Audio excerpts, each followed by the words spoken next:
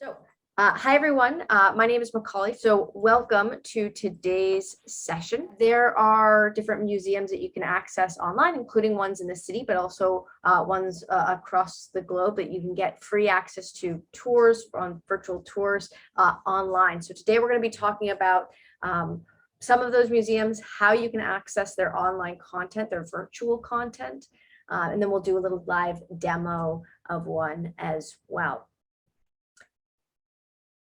So as I said, I'm going to be telling you today about online museums. So we're going to talk about what this means, what kind of offerings museums offer online, how to take online tours of your museums and access their online content. And then, like I said, we'll do a bit of a live demo to show you how this kind of works and how you can access this stuff. So what are online museums? Many museums from all over the world will offer a virtual collection of some of their notable works as a way of making their art displays more public. So many of these virtual tours are really interesting, and they offer unique online experiences that you can easily access from a laptop, tablet, or computer. And online museum tours are a great way to get a little culture and education right from your own home. So if you can't visit these places in real life, you can experience some of those exhibits by way of your device, which is really cool. And they have a lot of cool educational stuff as well that you can access. So pros and cons of your virtual museums. Pros, many are free. You can enjoy beautiful art from your computer or mobile device. You get unique experiences. A lot of museums host virtual events as well that talk more about some of the exhibits they do. And you can see museums from all over the world. Now, obviously, there are cons to this as well, right? The experiences might have confusing controls. So with a lot of these online virtual tours, they tend to be these kind of self-guided tours where you can click around the space. They've basically taken, like 3D modeled images of spaces. And so you have to click around, and sometimes the controls of getting around can be slightly difficult to navigate. You can't always change the size of text. So, say you're looking at a museum wall on a virtual tour and they have the card with all the information about the certain painting you're looking at or something. Sometimes you can't zoom into those. That is an issue of accessibility. It isn't obviously as realistic, or it's not the same as being there in person, and you do need an internet connection and a device to connect to them. So what are the museums that are offering virtual tours? There are probably many more than we'll be able to fit into here, but we're going to go over some notable ones, the kind of access they allow you to have. So first off, the Smithsonian National Museum of Natural History, you see, has a pretty great offering of online content. You can access this through their website. You can probably just Google Smithsonian Natural History virtual tour and get to this page. But for the exact URL, it's going to be naturalhistory.si.edu/visit/virtual tour. So when you're on the website, there's certain things you can navigate towards. So you can look at current exhibits. You can even look at past exhibits. So maybe you were or are able to visit this place in person, but maybe there was an exhibit that you just missed and now it's gone and you want to go back and look at it. You can definitely do that. There's also museum support center and research stations. So you can get more information and education on certain exhibits. And there are other Smithsonian tours of other facilities beyond just the Natural History Museum. And then there are narrated virtual tours. So these tend to be a bit easier to navigate because they're just videos, and they kind of take you through a kind of a POV camera view of the space and have someone narrating them. Those are the ones I kind of recommend on this site because I do think they're really great. They provide a lot of great information and background. And I find that the clicking around kind of live thing to be a bit challenging, though it's still a great experience if you want to check it out that way. So This is what you basically see if you were in the virtual tour. So the kind of self-guided virtual tour, basically you can launch it and you'll have all of these navigations on the screen near the bottom to be able to navigate. Now this looks a bit like if you've ever used Google Earth or like on a Google map, Google Street View, or you've ever taken any sort of virtual tour of a space. They're pretty much the same navigations as those are, and I'll show you how this works in a second. But basically, you'll have your space, and you have pretty much a 360 view of the space you're in. So you can click around and look as if you're in the space. And you generally have a bunch of buttons near the bottom. Now, there's going to be specific buttons on the bottom of these screens, and a lot of these virtual tours have the same components. So, right, they have little arrows, which are down here, which allow you to move left or right and change your view, and up and down arrows, which allow you to look up and down from the place you're in. You also have plus and negative buttons. These are your zoom in and out buttons. So you can zoom in on a particular display or zoom out on it. They also have this little button, which I believe is audio recording, so you can listen in. And then you have like a home button, which allows you to see an overview of the space. So it's kind of like a blueprint of the space, so you can click around and navigate to areas more easily. So you'll have a bunch of controls down here. As I said, we'll look at this so you can see what it looks like. But this is how a lot of the virtual tours, whether it's this museum, the Smithsonian Natural History, or it's the Louvre, they all use very similar navigations. So you'll see kind of a big picture navigations on the bottom. And as I said, here are the kind of descriptions of this. Here's a quick overview. Question mark is to ask for help if you need help with anything.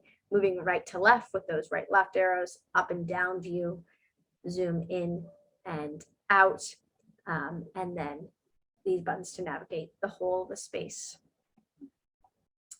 Now, as I said, there's also narrated tours with the Natural History Museum. And again, I think these are easier to navigate. I personally enjoyed this experience more. It's a bit more succinct. But if you're really just interested in looking at, a certain portion, or you want to take your time with it, then maybe the straight up virtual tour is better. But the narrated tours are great. Basically, they're just video options that are shot in a POV, so a point of view sort of way. So they're shot as if you are walking through the space a lot of the time, and you can kind of look around and play the video and listen to official tour guides from these museums talk about the exhibits that you're looking at. So you kind of get that. This is also a great thing to use, even if you are able to, say, visit one of these places in person, to either before or after, right? If you want to get a sense of, okay, what did I look at? And maybe I didn't get enough information, or I want to learn more about that one exhibit I was looking at, or you want to learn a bit before you go, another great option here. Now, other museums that offer these services a bit further away from home, the British Museum in London also offers an experience where you can go into the museum. This is actually offered through Google. So Google Earth will sometimes have tours of museums you can take, and this is how the British Museum does there. So the link to access the British Museum virtual tours is britishmuseum.withgoogle.com. And they have different ways that you can see this. So we'll take a quick look at this, just so you can see. It's easier to view this than to explain what we're looking at there. So the British Museum has a lot of art and cultural and historical pieces. And we have this really kind of crazy view where we have all of these dots. I'm gonna mute this. And you can use these arrows to scroll up and down a timeline. And basically you get to see all these timelines of different continents. So Africa, Americas, Asia, Europe, and Oceania. Through the time. So you can start to see, obviously, these really interesting things. The timeline starts earliest in Africa, and then you can kind of move up this board or move back and view all the way back to basically the beginning of our kind of known timeline. And we can click on these dots, and learn about different things. You can click on a certain time period and find out more about events during this time. You can also navigate this through an art and design lens, through living and dying lens, power and identity, religion and belief, and trade and conflict. So there's different ways you can navigate if you're interested in particularly just in, like, say, art and design, or if you're particularly interested in religion of a certain period. This can be a really cool way to go about it. So say we'll click into this one, find out more. We can click into it and we can learn about artifacts that were found at these times and read about them, get a lot of cool pictures. There's also audio often included describing these objects or whatever we're talking about. So it's a bit of a weird page to navigate, to be honest, but a very cool, different experience of this virtual museum scenario. A lot of the times we're seeing you just kind of can walk through the museum. This one they do in a timeline format, which is kind of neat. But here are more instructions on how to navigate this. Basically, each sphere represents an artifact you can look at, and then you see them, you just click on the little dot. Once you click on an artifact that interests you, you can learn more about it. And each artifact tells, obviously, much deeper story about the time, about life at that time, about the culture, history, and art of that time. So it's an interesting way to go about it, that online museum experience. You can move up and down with these arrows on the side. As I said, you can choose kind of what specific type of artifact or area of life you're interested in on that right panel where it says art and design, and living and dying, power, identity, all those different ways that they've categorized these things. Now, another museum you can check out online is the Royal Ontario Museum. This is one here where I live in Toronto. It's another great one. They have a lot of very cool exhibits that include a lot of the same things you would see at like a place like the Natural History Museum, including dinosaurs and all that stuff. But they also have really cool exhibits about different cultures and artists. And this one is great because they have a lot of online events that you can attend for free. So I'll go to this one. The website for this is ROM, which is Royal Ontario Museum, rom.on.ca. And then in EN, that just means it's in English. So you can come to this site and basically there's a tab here. It's called ROM at Home. And if you go to this area, go to the on-demand section, you'll see that there's a lot of online events they have: sustainability and adaptability in India's leatherwork, changing landscapes in Inuit music. There will be a lot of stuff in this on Indigenous populations, as that is like a big focus of this museum, particularly in Canada. So there's a lot of interesting stuff on that, but different speaker series. And then you can kind of scroll down and see a lot of their online content. So Rome Connects, Black Art in Black Canada, wildlife photography. So this is like a big bunch of different stuff. This museum, as I said, does a lot of different things. There's areas that are more paleontological, so dealing with a lot of like dinosaurs and stuff like that, and artifacts. But there's a lot of cultural stuff and a lot of art as well. So a lot of different things you can go back and look at if you're interested in any particular thing. And you can always go through and navigate these and choose kind of different topics. So if you want to watch or explore, say I want to go to explore, I can apply. And this is stuff to check out here as well. And as I said, when you're navigating through this, here's a bit of instruction on how to do that. Go to ROM at Home, and then you'll see all of the kind of online events and options of things that you can check out from this museum. And then you can see like there's a lot of free public online events that you can attend that all take place over Zoom. So if you want to check those out, you can. Now, another one to name is the Louvre. Also does online tours that you can check out. So it looks a lot like the Natural History Museum kind of navigation. So we'll click on this and check it out. Here's the Louvre's website. You want to make sure you put it into English. That's going to be up here in the top left corner. Otherwise, you'll get it entirely in French. But the URL for this is louvre.fr/en. That's for English online/online tours. You can see we have virtual tours, so different exhibits they have. And Louvre at Home, they have podcasts, they stream live or else that they pre-record, so you can go and watch them. But say I wanted to do a virtual tour, here are some of the options I have. I can click the Advent of the Artist, we'll launch virtual tour. And this is an exhibit that they have on.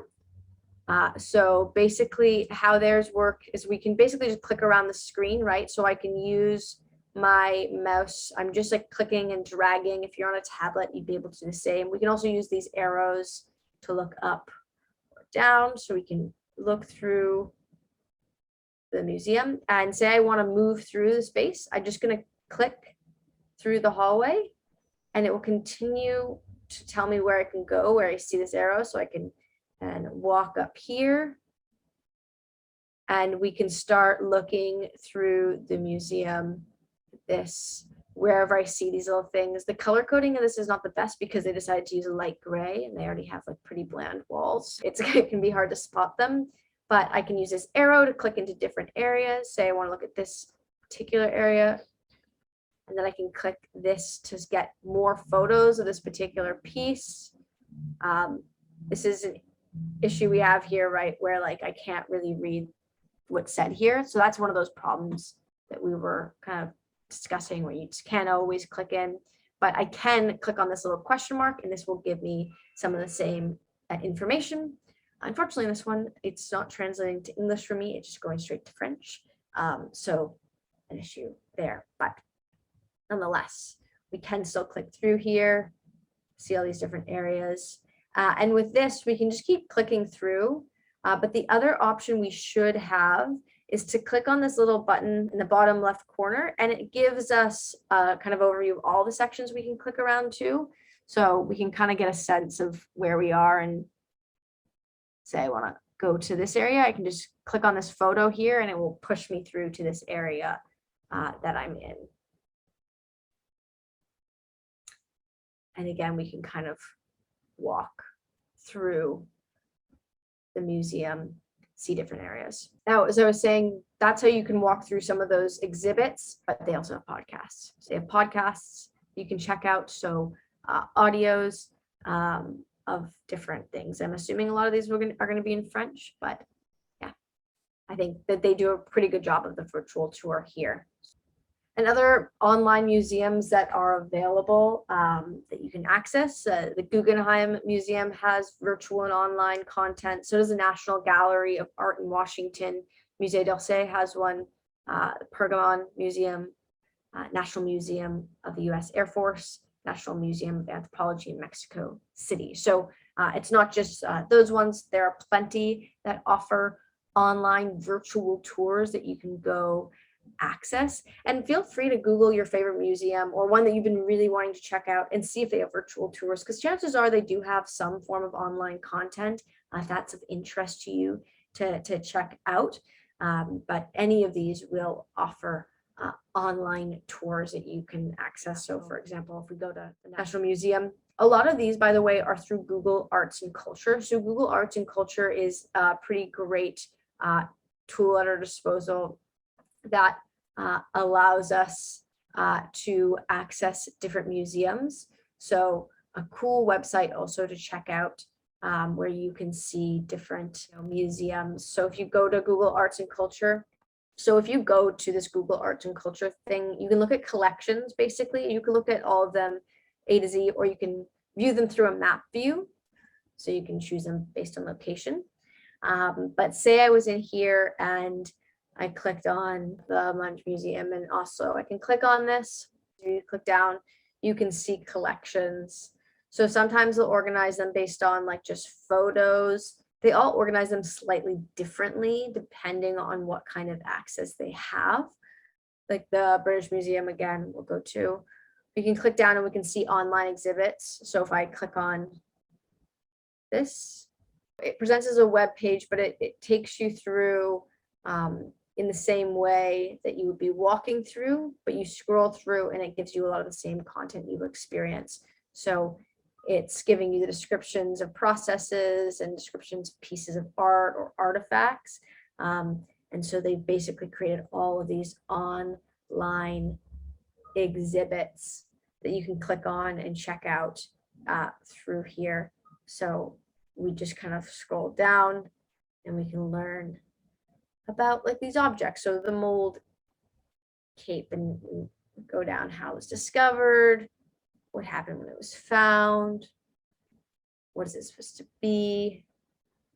So all of the information you would have walking through a whole exhibit, but just right here on this page. So it's pretty expansive what they offer. And I know we did some live demos, but I do want to give you the live demo of the Smithsonian Natural History Museum. So here's the Natural History Museum website. When you come here, you come to the website, just it's naturalhistory.si.edu. If you go to visit, you can click on the visit tab at the top. And when you're in here, you get this little menu, and there should be an option for virtual tour. So it's in there, just regular area. You can come in here and see. And here you can access their permanent exhibits, their current exhibits, their past exhibits, and some different content. So say I wanted to go into their permanent exhibits. Click through here and you'll see I have this whole map. So I can use these arrows much like I could in like the Louvre option to click through. It's not the most seamless experience. I think that the Louvre one is a bit better. Like you can see this kind of jumps you through in this sort of awkward way. But this map is really helpful up here because all these dots represent different areas you can go check out. So say you wanted to go to the Ocean Hall, I could click here and I can see that. It's like weird angles, like it puts you not on the ground, but like really in it. So it's a bit of an interesting way they've gone about that. So you can do that with any of the exhibits they have, but they also, as I said, have narrated tours, which I find to be kind of their best offering here. So you can click on narrated tours. And they'll have a lot of them of different areas. You can kind of scroll down this page to see what they have. But say we want to do this first one, I'll just click on it and it will start playing. Welcome to the National Museum of Natural History's virtual tour. History's so you can go through, but you'll see that they'll take you through areas and talk the diversity of living animals is on through the exhibits. So pretty neat. A lot of content that they put out here. You can just keep kind of scrolling. They have a lot of stuff there. So interesting to check out. So that was our session on looking at virtual tours of museums.